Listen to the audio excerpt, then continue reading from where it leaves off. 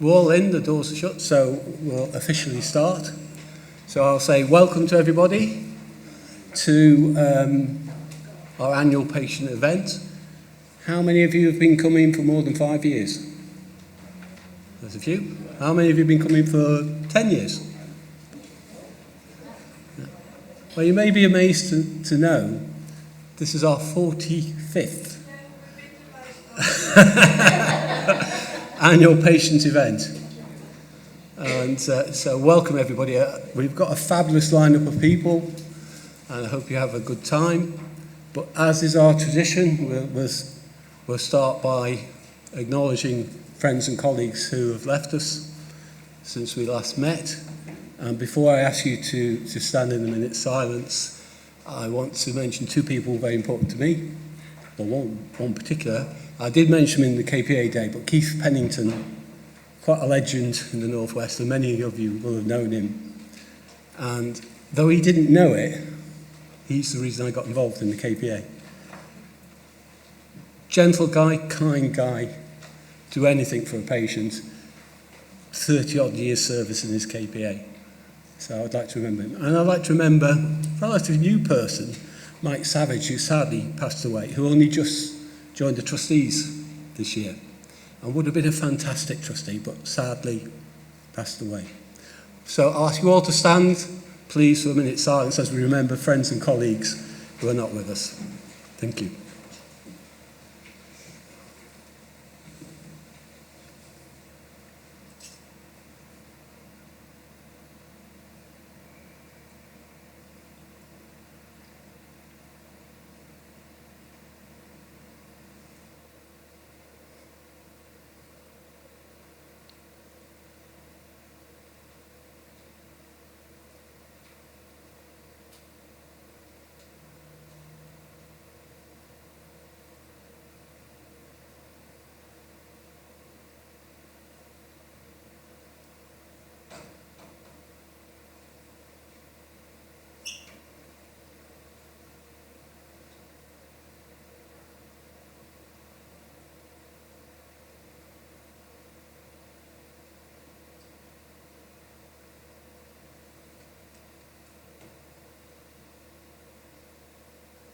Thank you, everyone.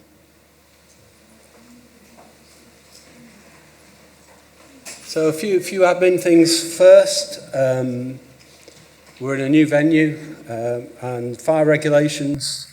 I'm literally reading this because this is from the hotel. So if safe to do so, make your way to the main hotel lobby and exit through the front door.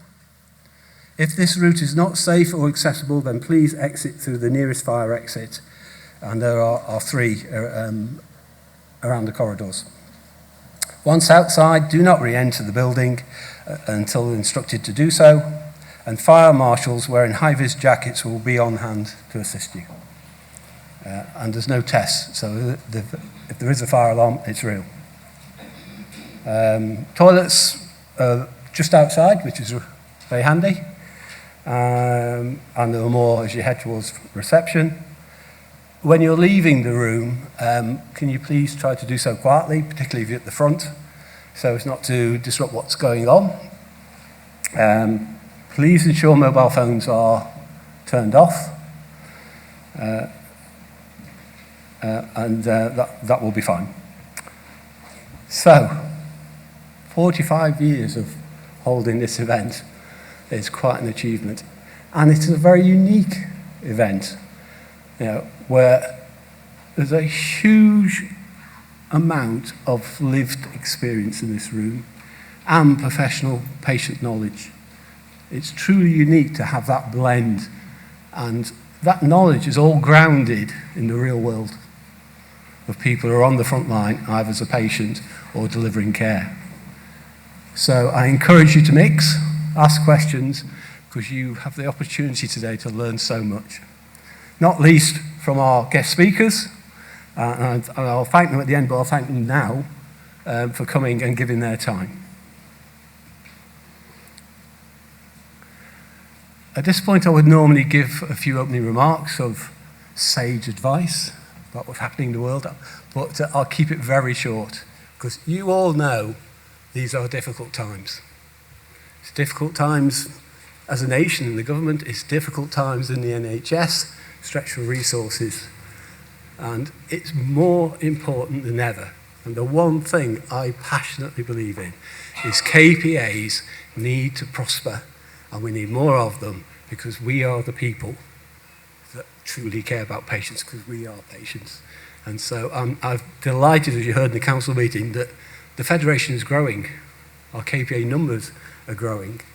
It is a struggle out there for some of you. Talk to us, and I'm delighted that the engagement is growing, because we can help each other, whether it's at the national level or at the local level. How many people on the WhatsApp group? Yeah. If you're a KPA and you're not on it, get on it. Talk to people who are, because that's, if you want advice from some of the other end of the country on anything, they will give you an answer. Okay. So, enjoy the day, enjoy the speakers, ask your questions. From the NKF point of view, we're all here. Collar us, if you want something to say, you want to give us some feedback, we're here. We would love to hear it. Okay. So, thank you everybody, and we'll make a start to the day with our first speaker, Caryl Bryant. Also, be patient, because it's a big stage and it's hard to get on.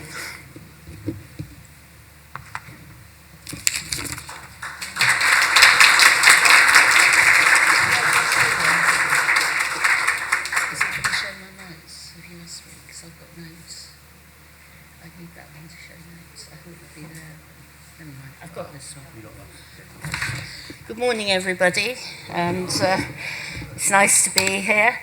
I've actually been coming to these for 36 years, so I'm one of the long haul people.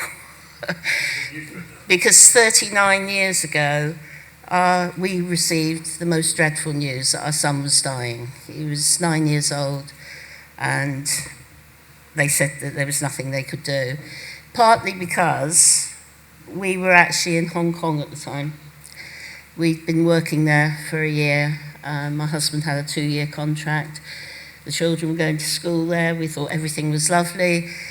And when Ben presented ill, they said, "You haven't got long."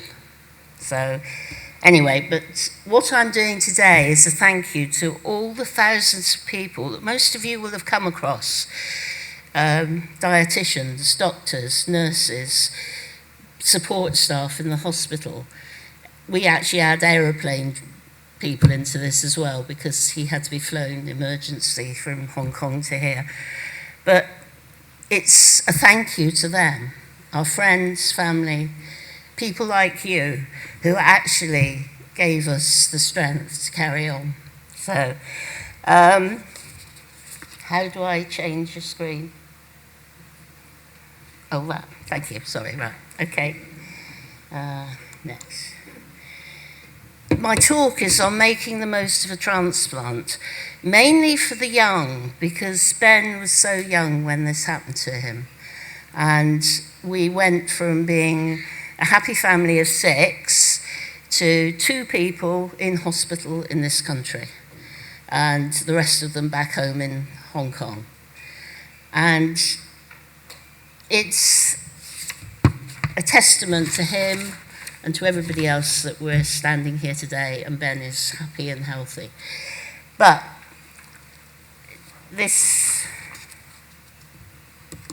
I'll get going in a minute. He became ill almost overnight, and it's the usual thing that most of you will probably have come across: blood pressure problems, sickness, dehydration. He became anorexic. He wasn't eating anything. And the doctors in Hong Kong had no idea what was wrong with him, because their one kidney consultant, who was actually trained by Ozzy Fernando, who's from the Royal Free in London, was actually on holiday in Hawaii. So no kidney doctor anywhere in Hong Kong at that time. And they didn't actually know it was kidneys. They just said he's ill. Well, we could tell that. I mean, don't have to be an expert to realise that if somebody stops eating, they're throwing up, they've got high blood pressure, and they're 9 years old. You know it's not good. he was sent to a hospital there, and to start with, when he was conscious, he wasn't happy anyway because it was they were an Adventist hospital, and I don't know if you've come across them, but they don't eat meat. And he didn't like the vegetables they were giving him. So we had a distinct aversion to vegetables, which means that even now today, he's not a vegetarian and never will be. Then eventually he went into a coma, and they said we had to be flown home. His emergency evacuation from Hong Kong involved police, army, fire engines, the lot. They took our cases away from us. They took them through. I mean, we could have smuggled almost anything in because they didn't search the ambulance. They just took our cases and said, OK, we'll look at your cases and we'll take your passports. And we were lucky we got them back again. We also had to take a nurse with us. So this nurse came with us. And we were given choices. They said that he was so ill that there were only 2 places in the world where we could go. One of them was Gosh, which I'm sure you're all aware of, and the other one was a hospital in Sydney, which you're probably not aware of, and I still can't remember its name. But we could go to one or the other, which seemed really bizarre at the time, because why would I want to go to a country where we didn't know anybody? You know, we came from London, so we had family here and friends. But Australia? My son now says I was really mean and we should have gone to Australia because he's never been there and he would have loved to have gone.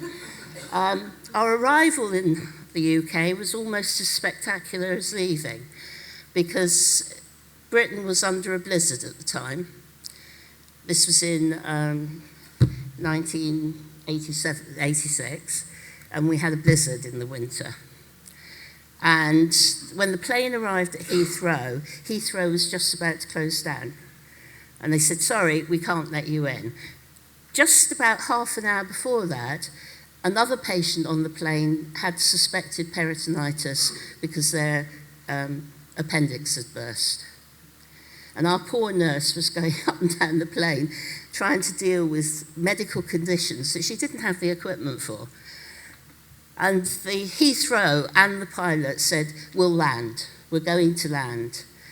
And it's a testament to how scared I was for Ben's health that I didn't actually notice that we were practically shaking hands with the other planes in the queue. You know how they stack them? They brought us down through the stack. So we were the last plane to land at Heathrow, but the other planes were trying to go the other way. So it was, yeah, I mean, it would make a good film, but it's not exactly what you want to experience when somebody in your family is in very ill condition. We arrived at Great Ormond Street. They started working on them immediately. They also still didn't have a diagnosis. But they did mention, it's really strange, they did say that it might be anthrax. And you're sort of thinking, well, where do you find anthrax? Where did we meet that in Hong Kong? Mind you, I suppose it's more likely in Hong Kong than it is here, but even so, where did you meet it? Eventually, though, Queen Charlotte's Hospital, they had a technician who actually recognised what he was looking at when he looked at Ben's blood. And it was anti-glomerular basement membrane, which is quite a rare condition. It's one of these autoimmune ones. And it's called good pastures, is its normal name. It's an autoimmune condition, and it actually, there's Ben, that's very unwell. As you can see, he doesn't look like your normal 9-year-old there. But when Ben was being treated, Great Ormond Street is a wonderful place. I mean, I have to say, it is actually one of the best hospitals for diagnosis in the world.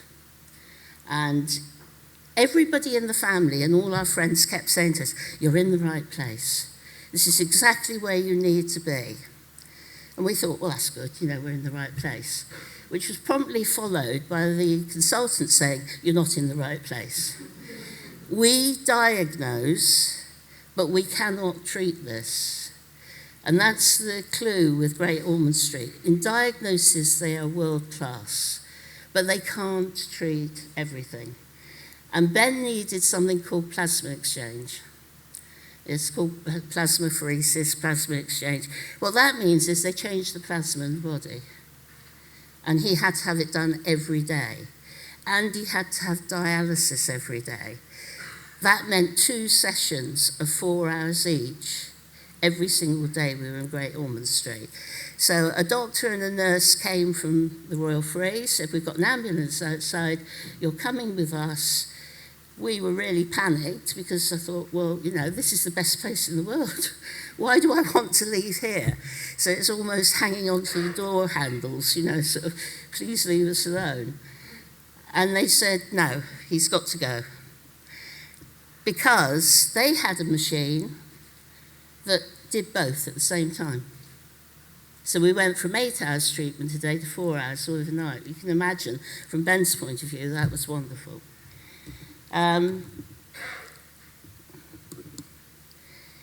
The impressions we had, we were very worried, obviously.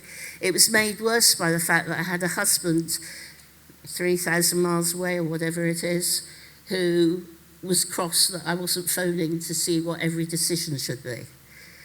But you don't. As you know yourself, if you're in this situation, you literally acting on exactly what they're saying to you. You're making very fast decisions because that's what they expect. And the fact that somebody 3,000 miles away would like to know a bit more doesn't really cut it, I'm afraid. The staff were excellent. He went to school in Gosh when he was well enough, and they have rabbits, they have guinea pigs, they have dogs, they have all sorts of wonderful things. They bring in artists. They bring in, do you remember we had George last night in the quiz? George came in with Bungle. And you remember the rest of them? They all came in. Lots of people came in from television and everywhere else.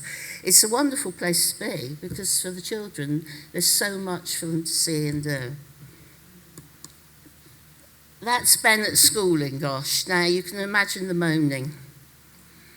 He didn't want to be at school. Why did I want to be at school? I don't want to be at school. But psychologically, that is really good for children. Because otherwise, the relationship between myself and him, because we were closely tied, I was living in Gosh, I was living in the Royal Free when we got there. It's too close. There's no getaway from each other. 24 hours a day with this person. He needed it, and I certainly did, even if it was just to go into Zara's to buy a dress or something, or just a window shop. You need to get away from that. And he certainly needed me gone. And school did that. I'm a great fan of school in hospitals. Unfortunately, as you may know, particularly if you've got a child who's ill, that's gradually disappearing. Jimmy's has it, Ormond Street has it, I think Addenbrooke still have a school, but lots of the hospitals don't anymore. I suppose it's cost, but it's a shame, really. Because of Ben's age, we're talking 39 years ago, there was a problem. Children, up until about 5 years before that, hadn't been transplanted. They didn't even consider them for it. And there were still very, very few hospitals that were transplanting children. And I assumed, when they said he'd probably need a transplant, that that was it, cut and dried, we'd get a transplant. But no, he had to have 3 months of none of the antibodies for his illness before they would actually let us think about transplant, even going on the transplant list. He was coming to terms with mortality. In the first 3 months in the Royal Three, 3 of the other children on the children's ward died, all of whom he was going to school with, he was friendly with, he knew the families. So psychologically for him, it was very hard. And it was hard for me in a way because you kept going to funerals. You know, you're in hospital and you spend most of your time going to funerals at that sort of stage. The other thing that was different, very different to today, was that we were, all of us, prepared for home dialysis. Every single one of us. That was the culture. They don't want you in the hospital, or they didn't then. So you're ill, you've got to have hemodialysis, we're going to make you learn how to do it. So we did. And we started out on hemo, and then they realised that on hemo, because of the nature of his condition, it meant he couldn't go to school. None of the schools would have him. We tried. I think I tried some really weird schools in South London, because I thought anywhere, you know, just get him into school. So they decided that he'd go on CAPD, so we retrained for that. And it meant he could go to school. It meant I had to go in once a day to give him dialysis, but that's no hardship, really. I wasn't working at all at this time, obviously, because of his illness, so it didn't really make much difference. So we had to go into the school to do it. After 3 months clear of the anti-GMB, he was put on the transplant list, which was in the December of 1987. So we're quite a long way down the road by this time. And, sorry, I've got notes under this which don't come up on there. I'm sorry about that. There's Ben. Now this is a fun one. Have any of you ever met the thing he's standing next to? Yeah. It's a kidney. So when you had dialysis, that's what you used. It's 2 metal plates. Get me if I'm wrong, because I haven't seen one for a long time. And to clean it, you have to unclamp it, take out the membrane, scrub it with scrubbing brushes and other stuff, and then it's all rebuilt and put back together. Yes? Yeah. You used? Yes. They're quite old, a long time ago.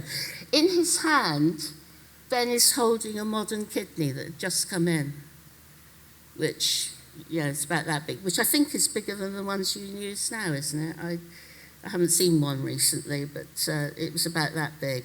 But I think they're smaller now, so they improve all the time, obviously.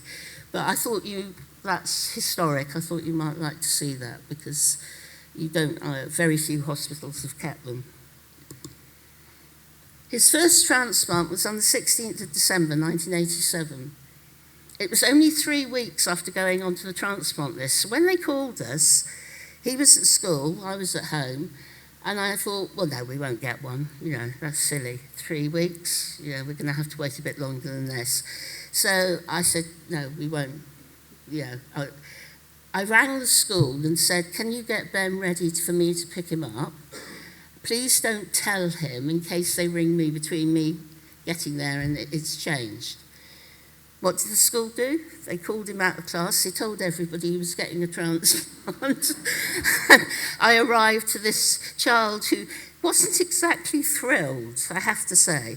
He was, yeah, okay, I'm getting a transplant. No, I don't want one. It's another operation, and by this time he'd had about 10, so he didn't want another one. So it was quite a shock. He had a cadaveric one, and there were 4 other people who were on the list waiting, but they gradually went one by one, and then they told us that it was actually almost a perfect match for him. So there was no choice, he was going to get it. At which point he went into absolute meltdown and didn't want to go down, and I want Daddy, where's Daddy? Well, Daddy's 3,000 miles away, so, you know, it was not ideal, but we talked him through, the doctors talked him through, and he went down. When he had it done, it worked immediately, which, as some of you will know, is not always the case. Sometimes they sulk and they take about 3 months or something to decide they're going to work. His worked immediately. And he soaked Ozzy, who was standing between his legs, and when he released clamps, there was this stream, because Ben hadn't been to the toilet for nearly 2 years. So there was a lot to get rid of. We went home on steroids and cyclosporin. Some of you might remember cyclosporin. I actually got shouted at by a doctor because one day I threw a bottle of cyclosporin at Ben for him to catch and he didn't. And it landed up on the floor. Any of you who've come across it will know it was £100 a bottle in 1987. So it was... Doctors were not very happy with you if you did things like that. But they hadn't told us how much it was. I just assumed it was like cough mixture. You know, it was as sticky as cough mixture, so you sort of felt that's what it was. His younger siblings had returned home by this time, so we got them back. His eldest sister stayed in Hong Kong. She was just about to start A-levels, so we couldn't get her home as well. That's Ben after the transplant, and as you can see how thin he is, that's because all the fluid had literally poured off him. And his figures looked like a cliff face. His cyclosporin, his creatinine was really, really high. I mean, they were really strange figures. And when they showed us the graph, it had gone from up here to down here. And that was very, very quickly, which is a real relief because it means that the new kidney was working well. He had the first Christmas in hospital. It was one of 3 because he's done it 3 times. But that was they actually, for anybody who has children in this position, you can assure them that Father Christmas finds you. Thanks to the Rotary Club, who actually do it every year in all the children's wards around the country, which is really great. Life after transplant, we had a very difficult 2 years. I mean, it was, he caught everything that was going. Because I suppose anti-rejection was quite in its infancy then, especially for children, and not as good as it is now. You know, it was handfuls of steroids. In fact, we were told by a guy called Reg, who was a lorry driver, that the only way he could take his steroids was to put them in a sandwich. Because he had to it was handfuls of them, especially if you had a rejection phase. So what we did was put it in honey, because Ben liked honey. He's not so keen on it today. I think that's possibly why. But at the time, he actually loved it. We returned to normality. He went back to school. One of the changes, though, was that he had to go to an all-boys school, which his doctors and consultants said was best for him. They didn't want him going to a mixed school. They thought that might put added pressure on him. So whereas the others went to mixed schools, Ben had to go to an all-boys school. But I think he liked it there, and he had lots of friends there, so that was great. But one of the things for a child is they're grieving for their lost life. And as a family, we had 3 other children who also needed us, needed our input into their lives. One of them sitting in the room today, but they've survived. I think you survived, haven't you? But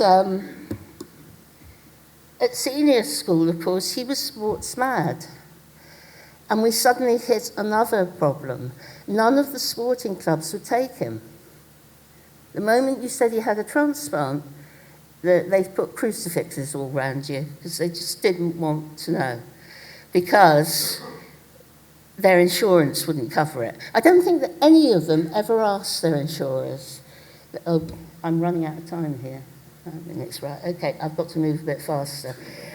Ben couldn't do sport, normal sport, so we looked for something. Haringey Council started a programme for teaching sailing, and we signed them all up to it. Because the sailing club, yeah, of course we can have him. Can he swim? I said, yes. Oh, that's all right then. And that was all they were worried about. So he started sailing, which is where this all comes in. He went away from home to university, which he wanted to do. In Liverpool, in 2021, they had a stand there from the Clipper Around the World race. And Ben decided to sign up because they asked transplant patients and people with other conditions to sign up to do it. And he had approval from his consultant. Ozzy said, yeah, do it. Ozzy told me about 6 months later, when Ben was about to leave, that he hadn't thought he'd go. So, it's one of those situations. We had to have a letter for going all around the world because he was taking a load of drugs. And everywhere he went, he was taking loads of drugs. And steroids, you're not supposed to cart those around because they're eminently sellable in a lot of places. They're the wrong sort of steroids, but people didn't know that. It's a steroid, that'll do. And also blood tests and things like that. There's the trip. He went all the way around. There's 6 legs, they were all there. There were 8 yachts. Each had a skipper and 4 amateurs. Around 8 of each boat were actually round the worlders. They had 19 port stopovers. Ben did 23 because they had some problems on his boat. And in 2001, they decided they would offer it to transplant patients. There he is leaving Liverpool. And you can see he's quite a big, chunky chap because he was slightly overweight, we'll say. If I say any more than that, he'll kill me when he sees this. And that we were waving goodbye to him. That's him in the Galapagos. As you can see, he's lost a lot of weight. He's getting better. That's him with 3 other people who also had transplants. One of them's a heart transplant patient, 2 of them are kidney, and 1 of them's liver. And they were all doing the race as well. Sorry? Ben is the second one in from this side, the one in the blue shirt, because he was on the London boat, which was blue for some reason. There's Ben between Hawaii and Japan in the Pacific Ocean. And he's lost even more weight. He's got really tanned, and he's obviously having a whale of a time. That's Ben swimming between Salvador and in Brazil to New York, USA. He's on the way there. That's the finish. They have a Navy flotilla seeing them in, and that was in September 2003. So it took slightly over a year for the whole trip. As a family, I've got just 3 slides left now. As a family, we've travelled together all around the world. We've travelled an awful lot in this country because we joined something known as the National Youth Hostel Association, which meant you could have a family room which was dirt cheap. And I mean it. If you've got 6 of you to stay somewhere, you can't spend an awful lot of money. And we joined that, and we've stayed in places that had, well, probably camping in a field would have been better than some of the places we stayed. But we also stayed in a castle in Wales, which was lovely. So the Youth Hostel Association are all around the world. They're everywhere. 1 minute, Caryl. 1 minute, right, okay. The main reason for this is to say that there's so much you can do. All of our children played different sports, but they all learned to sail because of Ben. Ben's sailing has been a huge part of his life, as you can see. They all learned musical instruments. Just because you've had a transplant doesn't stop you doing anything. Mind you, I have to say, Ben is the worst violinist I've ever heard in my life, but, that's how it goes. They joined their father in doing the London to Brighton race on cycles. I used to chase them in the car to pick them up and bring them back. Other friends of his, this is a list of things they've done. Climbing Everest, 2 of his friends have done that with transplants. Going on safaris, many of them have done that. Female patients he knows and who are friendly with who've had children, which is an amazing adventure for them because that implies so many problems for them. They've all run marathons. Ben hasn't, they have. They've done the Great North Run. They've taken up acting, singing, painting, dancing. I don't think there's any field in which some of them haven't tried. They may not be good at it, But that doesn't matter. It's the actual effort that you put in that makes a difference. We found with the transplant games that each of the children in the children's team did a different sport every year. And you say to them, oh, you've done that before? Oh, no, I've never done it before, but I'm going to enter. You know, and they did. They did archery. If you've been to the transplant games, you know how wonderful it is, but particularly for the children. It's amazing for them. They can do sports. It's the only sport, we used to joke when he was going, where you had to be on steroids to take part. You know, you think about it, it's quite different, really. Councils and schools are always offering new activities, or they used to be.